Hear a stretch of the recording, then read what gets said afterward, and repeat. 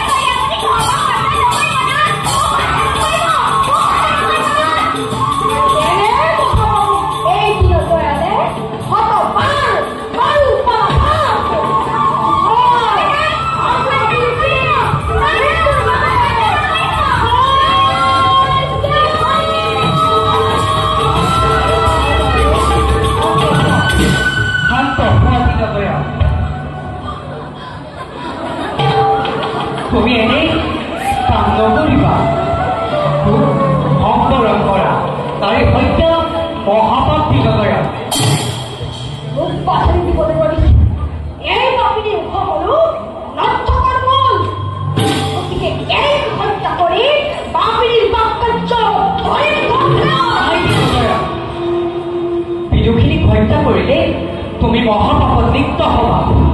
আজি তুমি হৰিনাম গাই পুণ্য সঞ্চয় কৰিছা আৰু এই পুণ্য সঞ্চয়ৰ ফলত তুমি এদিন বৈকুণ্ঠত স্থান পাবা।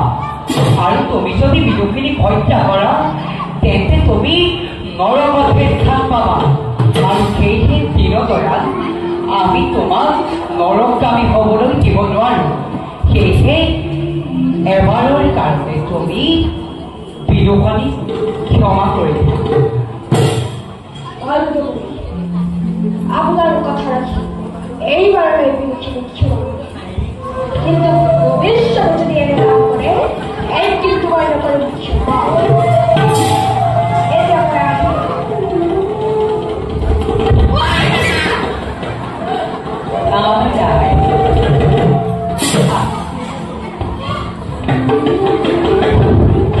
এইবোৰ উদ্ঘাটন কৰি ফুৰা দেখি মানৱ সমাজে মোক দুটকীয়া নাৰদ বোলে।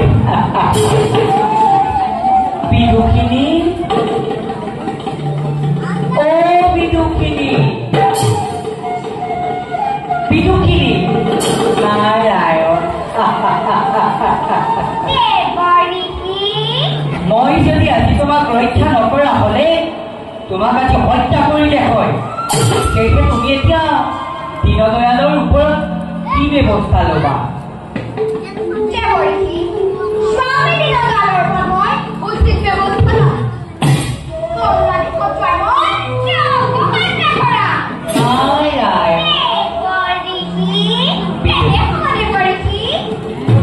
হত্যা কৰাকৈ মই তোমাক এটি উপায় দিম। মোৰ ওচৰত এবিধ ঔষধ আছে আৰু সেই ঔষধ যদি তুমি দীনদয়ালক ভক্ষণ কৰাব পাৰা তেতিয়া দীনদয়াল উন্মাদ হৈ উঠিব আৰু তেতিয়া তুমি তেওঁক তোমাৰ খেলাৰ পুতলাৰ দৰে নচুৱাই থাকিব পাৰিবা। লোৱা এইয়া ঔষধ লোৱা।